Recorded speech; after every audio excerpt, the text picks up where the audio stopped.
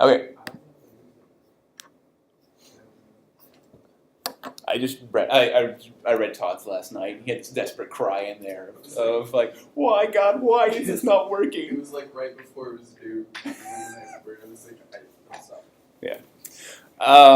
Okay, so let's talk about the depth first and breadth first search. And again, these were on the homework that's due today. The reason why I put these on there, and I'm not going to check to see if you got them correct or not because that's not fair.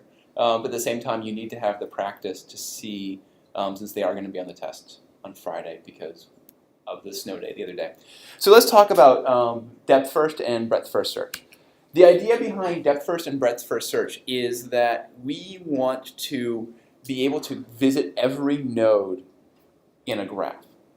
And there are two different approaches for doing this. One is a depth first and one is a breadth first approach. Under the depth first search, what's going to happen, I'm not going to go through the source code because you're not going to program this up, but there it is. I'll walk you through the steps because it's a lot easier when we actually step through it to see what's going on. The idea of a depth first search is that we start off on a particular node and we keep on trying to figure out, we go down up path as long as we can until we hit a node that we've already visited, and then we go back just a little bit and then go search down the other nodes. The way, remember how we talked about an in-order and pre-order and post-order traversal of a tree? That was a depth-first search. Now, it's a little less interesting on a tree because on a tree, you end up hitting a dead end. But we had this behavior of you go all the way down as far as you can, and as soon as you hit a dead end, you circle back until the next possible branch you can take down, and you go all the way down there as well. That's what a depth first search does. It keeps trying to go as far as it can down a path, as opposed to breadth first, which is going to look around you. Now, before we go into the details of this, let me just give you an explanation of the difference between depth first and breadth first search. Suppose you're lost in the woods. So you've entered on some crazy reality show, and you've become lost in the woods. And you want to escape from the woods. How are you going to escape from the woods? Let's assume that food and bears are not a problem. Salmon is, but not bears. Vicious salmon. So suppose you want to escape. What's the best way to do this? Find one direction. Find a river, follow it. You can find a river and follow it. You can go in one direction. And so if you head in one direction, that's going to work pretty well if it's the same in all directions. Let's suppose, and so if we're in a circular forest, that's great. What happens if we're in a forest like this? And we go in one direction. If we choose the right direction, it's super awesome. If we choose the wrong direction, we're going forever in a forest. So a depth first search says, screw it, one direction, go for it. A breadth first says, no, don't do that, spiral outwards. Now, the big disadvantage of a breadth first search is you are doing this going there. So it's not even quite a spiral because that's not how graphs really work because they don't have that spiral ability. What happens is you go forward a couple steps. You're like, oh, wait, all right, try this direction. Let's go back that way. All right, that didn't pan out. Let's go up. Let's go down. Okay, let's go back further to the other direction. Let's go up that way. And so you keep on having to go back and forth, back and forth, back and forth like that. Breadth first searches tend to take a longer time because they have so much backtracking up and down. The big advantage of a breadth first search, though, is if you have one path that will lead to success much, much, much sooner than the one that's likely to fail, then a breadth first search will work better. Depth first search works well when all avenues of escape are about equal. So if you have to go through every avenue of a tree, a depth first search is probably going to work better because you have to go through everything in the tree. Why waste time going back and forth, back and forth, back and forth? Breadth first works well when you want to get to a terminal node, and some branches of your graph go on for a very long time, and other ones are much shorter. Mathematicians almost always use breadth first search when they're talking about these, because in mathematical and graph theory stuff, it's not uncommon to have infinitely large graphs, or to have one branch which will go on for infinity. And so a breadth first search can deal with that. A depth first search can't. I was wondering, with the breadth first search, wouldn't it be possible to, as soon as you backtrack, get a pointer on the node where you backtrack and do that for all four? And that's basically what's going on, but it's still a lot of extra overhead. You're not actually going back to the first one and doing that, but you have to maintain this list of every node you visited and where you still have to go on there. It becomes a lot of overhead to maintain a breadth first search. With a depth first search, you can actually deal with constant overhead. We often show it with a stack because that makes life easier, but it is possible, and I can show anyone who wants to do this outside of class, because again, we won't have time to go through this. How to do a depth first traversal with only a constant amount of additional memory. So we can do a depth first traversal of a tree, of a graph, with only constant memory. And that's pretty super awesome. In fact, that's the way that Java does garbage collection, is Java does a depth first search of all of the nodes that are linked to elements that are currently in use and marks them as don't delete me. If you want to learn more about that, we can talk about that after class. But if you have to go through all nodes, a depth first search is a better approach. But if you have if you only need to hit one node, then a breadth first search is going to be a better option. Or if you have the possibility of an infinitely deep branch, in that case, you can't use depth first search. So let's talk about the way in which we do this. So what happens here is we start off at our main node. We start off at A, and we want to do a depth first search of it. Now, how do we choose which way to go down? Anyone have any suggestion? I mean, the thing is, this isn't a tree, so there's not like a left, right. It's just node. So choose one. A depth first search doesn't care. It's like honey badger. It doesn't care. I don't feel bad when honey badger references are entirely lost on people. Yeah. But anyways, so we just choose one. So we go to B because we went there, because we chose it. We could have easily gone to C or D or E. But so we traverse to B.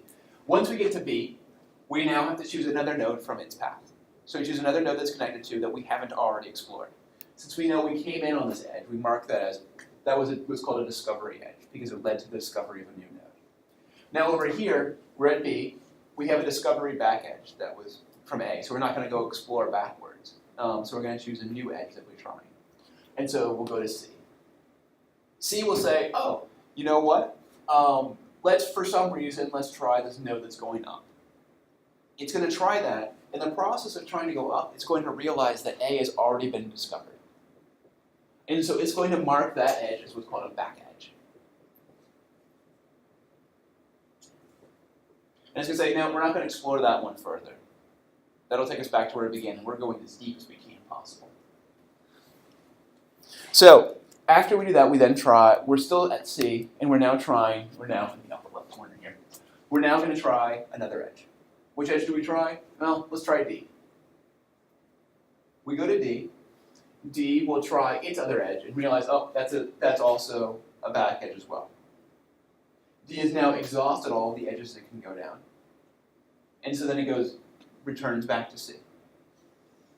So it goes back one level. C still has nodes remaining, and so C will now try and do another exploration. It'll go down to E. E will explore its edge and realize, oh, that's a back edge back to A. And once it has the back edge back to A, it then returns back to E.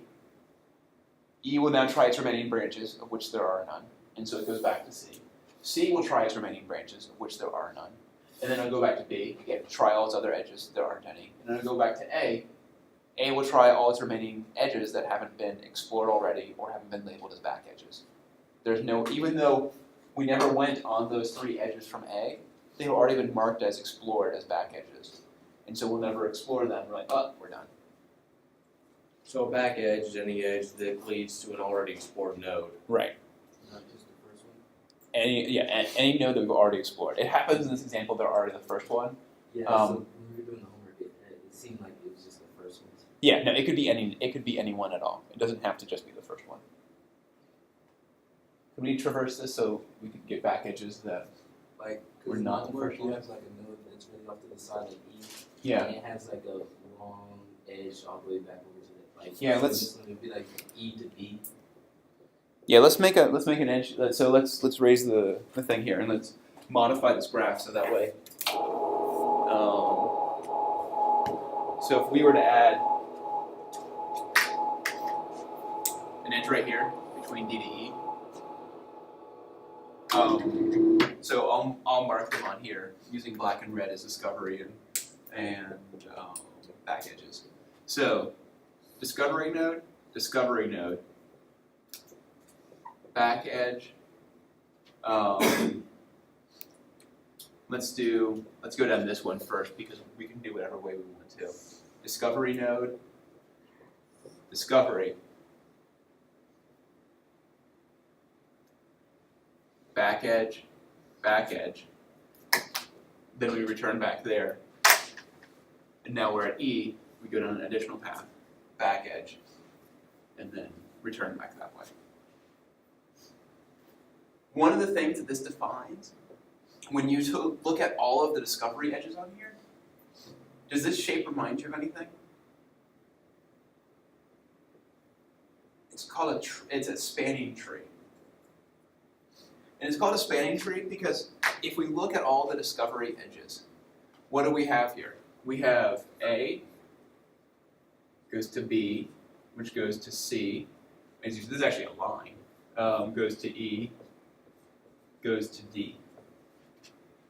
It's a tree written out slightly differently. So it's like a minimalistic representation of the graph. Yes. A spanning tree represents the tree, how you can go through a graph where you always have that parent-child relationship. And so if you do a depth-first search of a graph, if you take all the discovery edges, that will produce a spanning tree of the graph.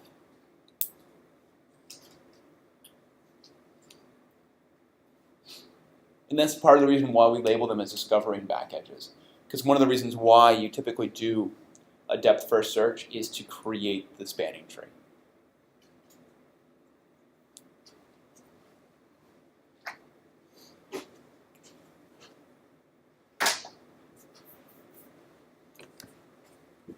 Any questions about that? So does it also connect to every single The spanning tree, if the graph is connected, if it's an undirected graph and it's connected, so every node is connected to every other, has a connection to at least one other node in the, every other node in the graph. And so we can have graphs like this. So if this is our graph, that's a disconnected graph. There's no spanning tree for those. If we now connect those two, it's now a connected graph. There can now exist a spanning tree for them. And so this is, if we have a connected graph, a depth-first search will get you a spanning tree for the graph. And if you have a graph that's comprised of subgraphs that are connected, then if you do a depth-first search on each subgraph, on each connected subgraph, then it will get you spanning trees for those. And anyone know what a group of trees is called? Yeah. I'm not making that up. graph there? Yeah, it's funny. It's like, oh, we can't think of anything. Let's call it a forest. Yeah. So depth first search is also how we get out of mazes, which is I know is a pressing concern for everyone.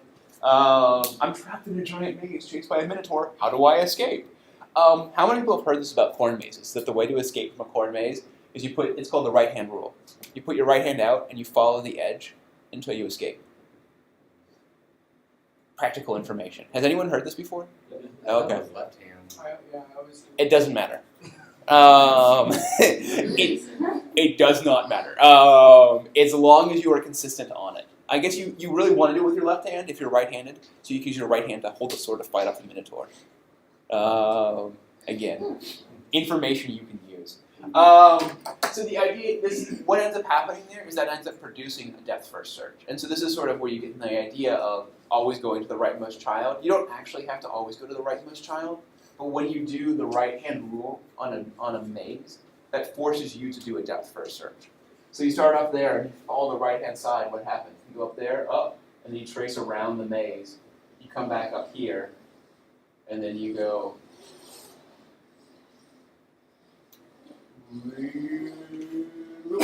like that. And that is exactly, you notice the nodes are where the intersections are. And you talk about the edges on the nodes are the connections between those and the various intersections. And so if you were to do a right-hand rule, that would do a depth first search and get you out. Left-hand rule works as well. Changing up hands is where it becomes problematic. Because if you change up hands, what can happen is, suppose you do right. Let's do left here for no reason, and then right. And so if you were to change up hands, then you can end up doing circles like that. If you're consistent about it, then you guarantee you're doing a depth first search.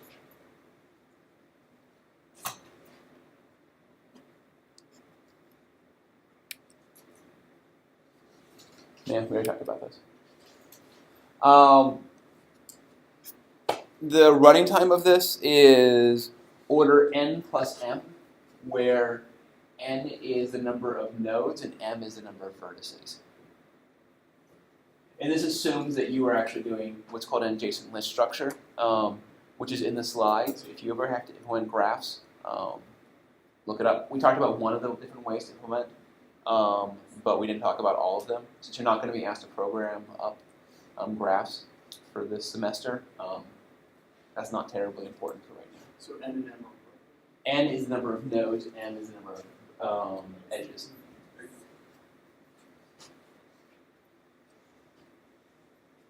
The reason why is you can have because depth first search works even if you have multiple edges, so you can have edges like that. And depth first search has to go through all of those to be like discovery back.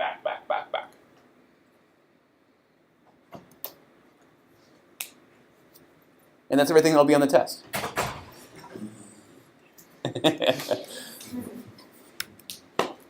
Okay.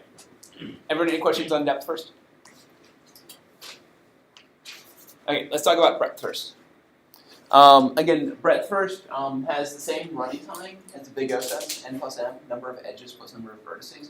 In practice, though, breadth first searches tend to take longer, and that's because of the way we can get through them is not nearly as quick, and that's because even though it's because we have to keep on going back and forth to our origin. It's not quite that. We have to maintain an additional structure of all of the nodes we've visited, and it becomes kind of a pain in the ass.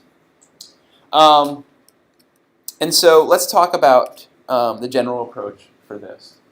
Again, we start off at our node, L0. And what happens here is we progress them in labels. So we first explore all of the nodes that A is connected to. And so we say, all right, this is L0. A is our L0. Step 1, explore its first node and put that in L1. Then go back to A and say, you know what, C is now, explore C and put that as part of L1. Then, after we've explored C, we then go down A's next node and say D is part of L1.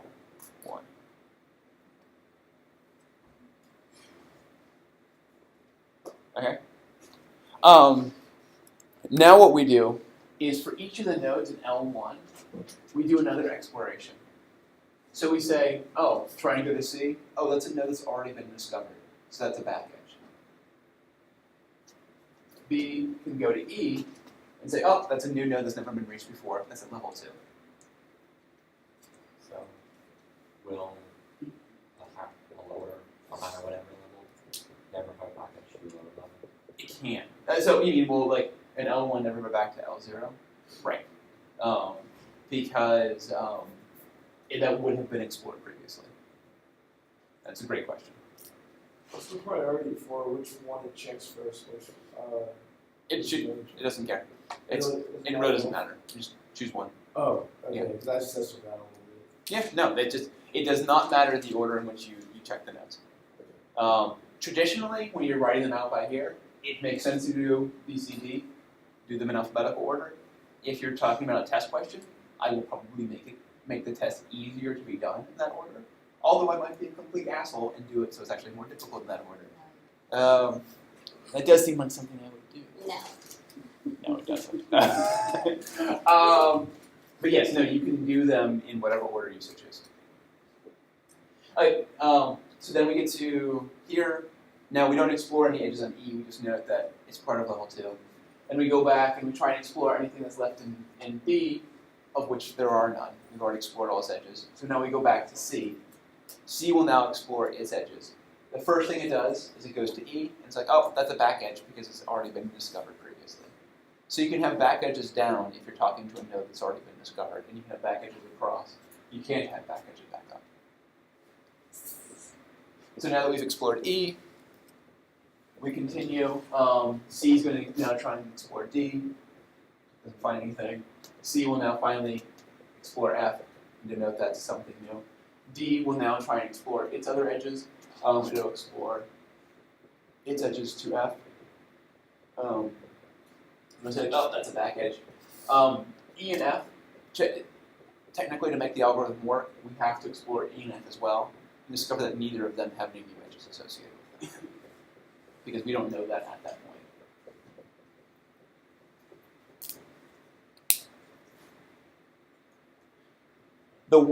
What makes this more expensive is that we can't maintain a stack, which is a very cheap data structure, and we also can't do the trick that I'm not teaching you to do depth first search for no cost. Here we have to maintain a data structure that keeps track of all of the nodes in our current level. So we have to maintain, we have to keep track of what is our L0 as we're processing it. We have to maintain an additional list of everything that's in L0 when we're processing L0. When we go to L1, we have to maintain a list of everything that's in L1.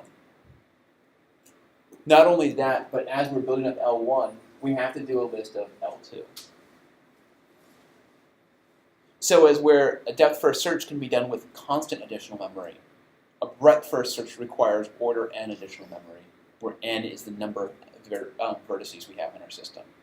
Because in the worst case scenario, you'll have 2 levels, and you have to remember n divided by 2 nodes at the same time, which is big O of n.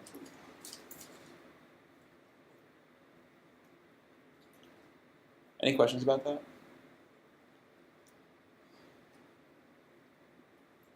As a result of that, we tend to use, whenever we need to traverse a tree, this is why we typically use depth first search.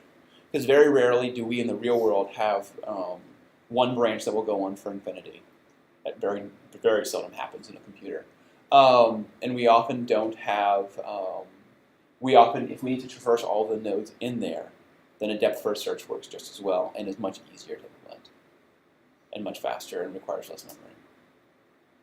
And these order n costs can get very, very expensive. So if we're talking about coming up with a path to get from one computer to another computer on the internet, with that, then your n there is the number of computers that are connected to the internet.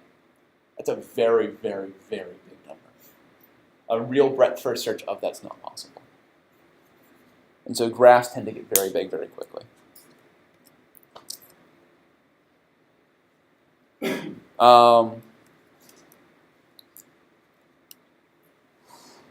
This also forms a spanning tree. And you notice this one actually has more of a tree-like structure. Why do you think that this is going to lend itself to have more of a tree-like structure than a depth first search?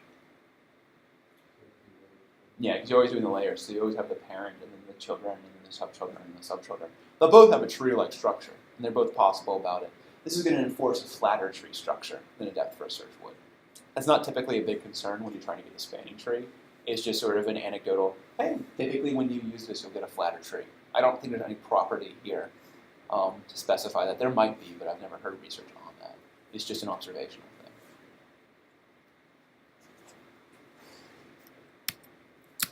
thing. And so yeah, we talked about the complexity of this being order n plus m. And here's a nice chart that talks about the total time, the relationship between the two. They both can get spanning forest of connected trees. They breadth first search is really good when you need to use the shortest path algorithm, and we'll talk about that in a little bit because we'll still have some time to go through that. The depth first search is really good when you need to get 5 connected components. We need to see where you have different components that are connected twice. It's not really terribly important for here, but it's a characteristic it can do. The depth first search will fail if there's an infinite path. Breadth first search will always succeed. The time of them ends up being about the same. You have order B, that should be, B is the breadth, the branching factor, and D is the depth of a possible solution. So if we have a maximum branching factor of 4, and we have a maximal depth of 100, then the depth first search is going to find one particular solution, is going to find one particular node, is going to take 4 to the 100, because it could branch out all its possible times. Depth first search is the depth of the solution, not the depth of the maximal element here. So if we know our solution is 4 levels from our origin, it's going to be a lot faster to find a breadth first search. On the other hand, the space that's required for here is the breadth of the, it's the number of branching factor times the maximal depth. Whereas here, it's the branching factor raised to the depth plus 1. So this is a much, much, much higher space constraint if you're looking for one particular node. The intimate details of this are not particularly important, aside from the fact to keep in mind, breadth first search tends to be better if we have to find a particular node. Depth first search tends to be better if we're trying to have to traverse the entire tree. And that's the most important thing to keep in mind. Breadth first and depth first search will be your bread and butter when you get to artificial intelligence. Most of AI that you have to deal with in this class is going to be based off of graph searches. And the depth first and breadth first search are the 2 primary ways we search a graph. Mostly because I can't think of any alternative that would be reasonable. Random search graph. Pick node, randomly jump to another one. the bubble sort search. Or BOGO search. Isn't that technically just going A BOGO search? Yes, it could. BOGO search is an algorithm where it's a sorting algorithm to sort a list of numbers, where you randomly swap the numbers, and if it's sorted, then you're good and you're done. If it's not, try again. And so it can go on forever because it sucks. It's a good randomization algorithm, though. Depends on how good the random is. Which is, yeah, on computers sucks. So, 1. Yeah. I got a great random algorithm. 1, 1, 1, 1, 1, 1. It's random as far as you know. So let's talk about Dijkstra's shortest path algorithm.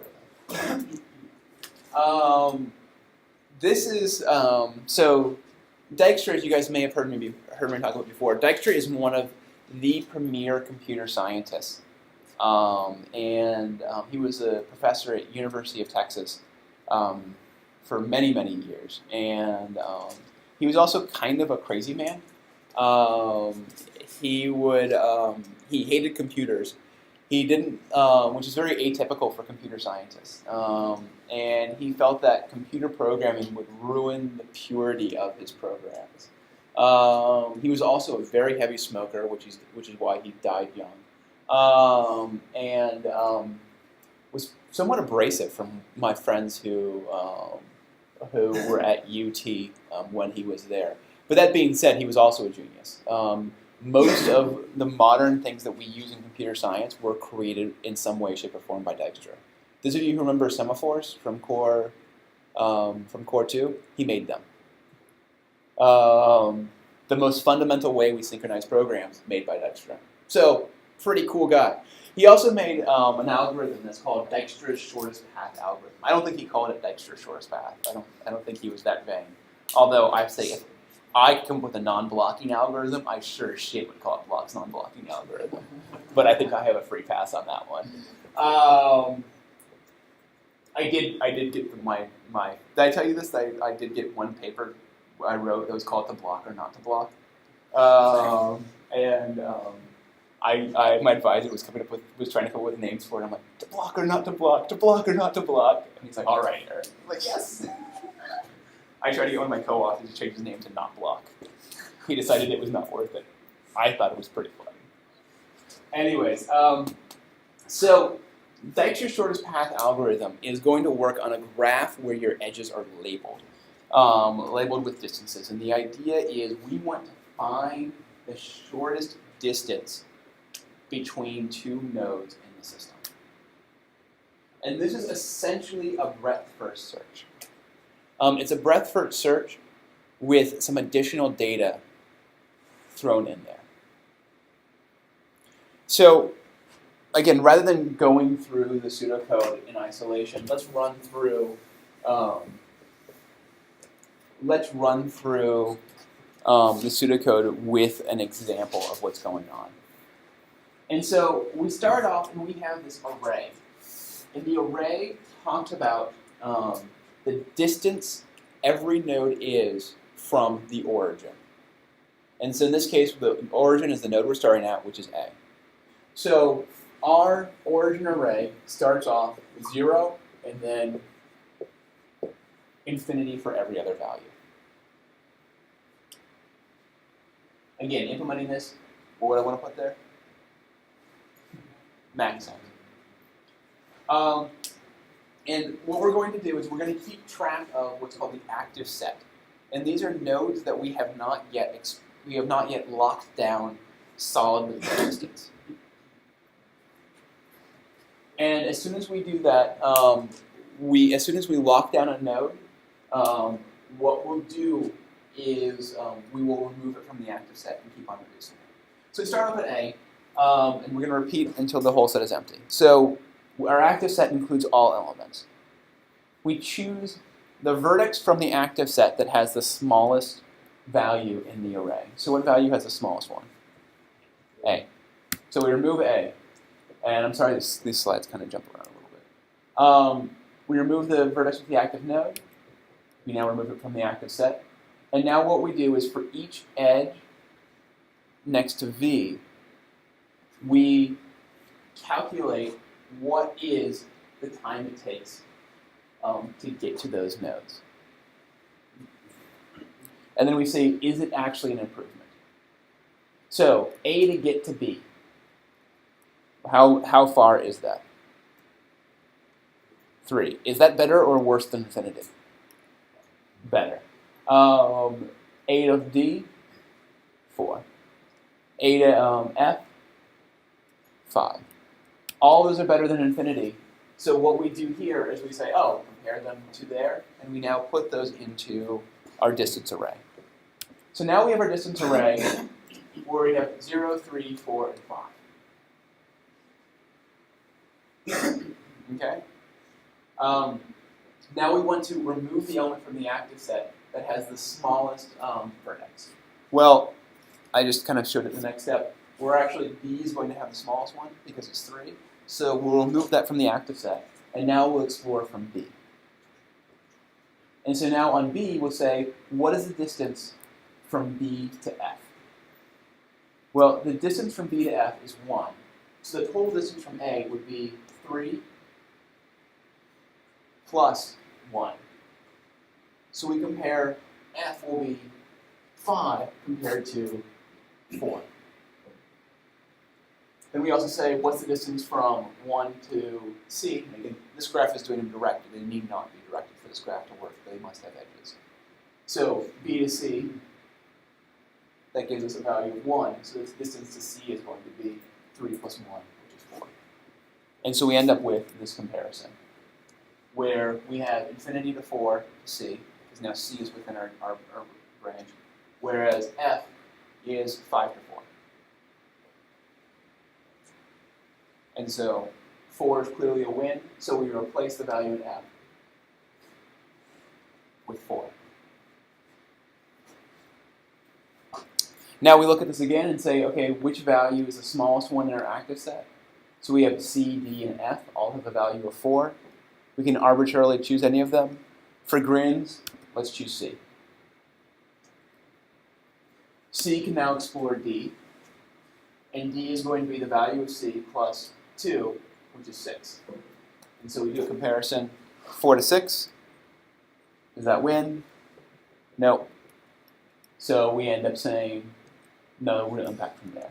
Now we do another one. We have D, E, and F. Which one of those is the lowest value? Again, we could choose D or F.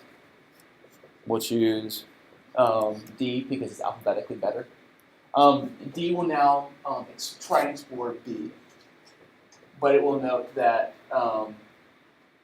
B is B's already been explored, and so it doesn't need to concern itself with that. It doesn't need to concern itself with that because it already got the minimal. It was already done that minimal comparison earlier, and so we know we're not going to improve B because B, the value of getting to B, was already less than the value of getting to D and then going to B. Because we don't have negative edges here. If we had negative edges, this whole thing goes to shit.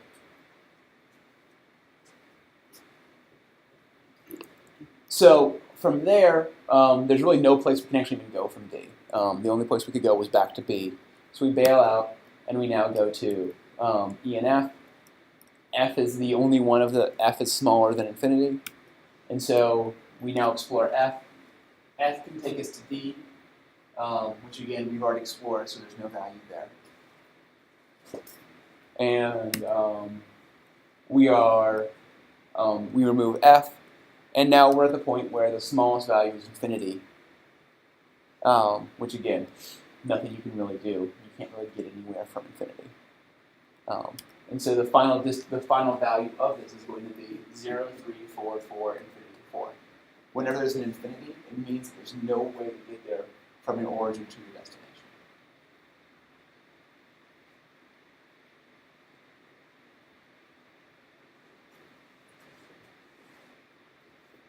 We can improve the performance of this, or improve the utility of this, if whenever we make a change, we also keep track of the destination you came from. So, let's run through this again really quickly. And I'm going to go back to the start node. And now I'm going to maintain, we'll just do this one by hand this time. I'm going to maintain a D array, which keeps track of the distance. A, B, C, D, E, F. And then also the source, which is the node that you took to get there. So it's not just enough to know the distance, it'd also be nice to know how do we actually achieve the distance. So A is where we start, and so we'll put 0 there. And so we'll put in our array A to the node you start with yourself, and that's the place you get to. Okay, now we explore all the nodes from A, and so what values do we have in there? Well, B could be 3, D could be 4, and F can be 5. Because there was an improvement of 5, not F, 5, it starts with an F. Because all of them improved from infinity, what happens is in our array here, we mark those as A to denote the node that we came from to get there.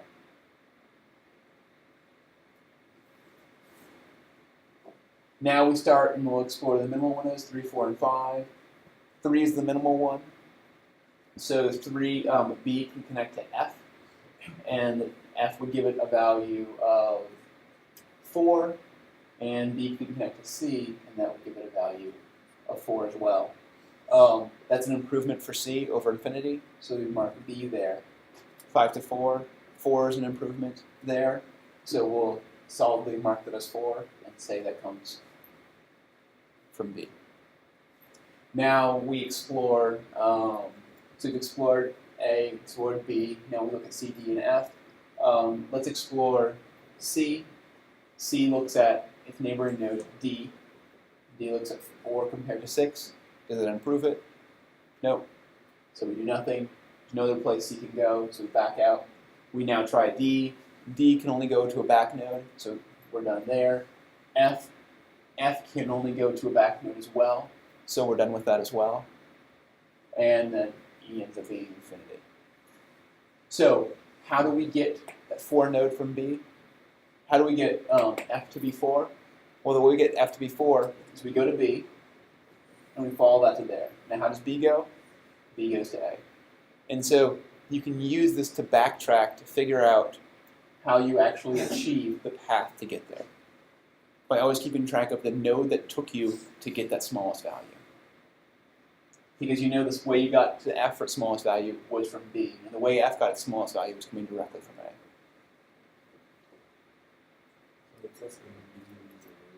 I'm not going to ask a question on this in the test because I didn't ask a homework question over it. This is an extremely important algorithm to know for computer science in general, but because of the snowstorm, I didn't want to ask a homework question over it until we covered it. And I wasn't sure we would get time to go through it today. How do you know which note to select? You always go with, you keep track of the active set, which is the nodes you haven't yet explored, and then of the active set, you choose the one of them that has the lowest value in that array.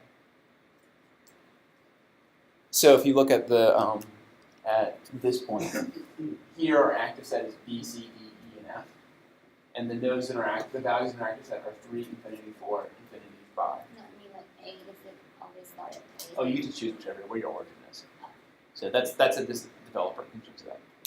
So the way this works, if you're coming up with a network, A would be your computer, and then this would find the shortest path to all things in the network. This is not, even though this is the optimal algorithm for coming up with the time it takes to get to all computers, we do not typically use this in networking. Anyone have an idea why?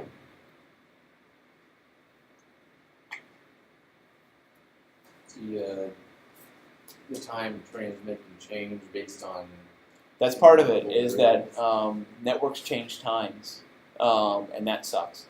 And so as things are constantly changing, then you have to constantly be updating this algorithm. The other thing is that the time complexity of this is far too high for networking. If you're talking about every computer on the internet, this has to run through every single node on the network. That's a big problem. And if it's constantly changing, that means you're constantly running this algorithm to maintain what it is, and that assumes you get good data. On the other hand, this is actually a particularly useful algorithm if you were trying to come up with what is going to be the shortest flight time between two cities. Because it's not often that the number of flights changes. It's fairly static. Yeah, there's fluctuations in time, but you can take account of that. So even if this algorithm took a day to run on a network, how often do the flights that are offered in this country change? Are they changing every 5 minutes? I mean, the internet is changing constantly, but there's probably I can probably feel pretty comfortable in saying that flight schedules do not change between each week. That every week at the beginning of it, you could print off and say, this is all the flight schedules that will be on there, with the exception of cancellations. And then that's going to be it. So this can give you a good idea of, hey, I want to go from here to South Africa. What series of flights would I take? I can use the extra shortest path algorithm to plot out with what is the shortest stopover. So you ever notice how when you choose a destination, you have a stopover? How it knows which city you're going to stop over? Dijkstra's algorithm. That's actually how it's doing it. That's how it picks a stopover city.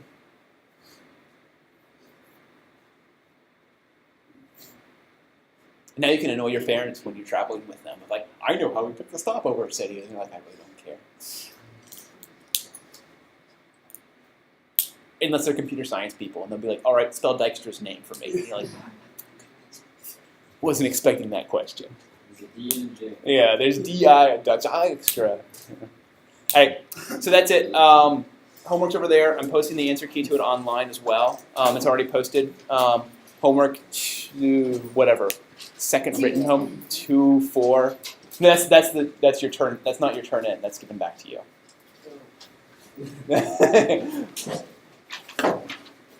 So. Can I email it to you right now? Yeah, that's fine.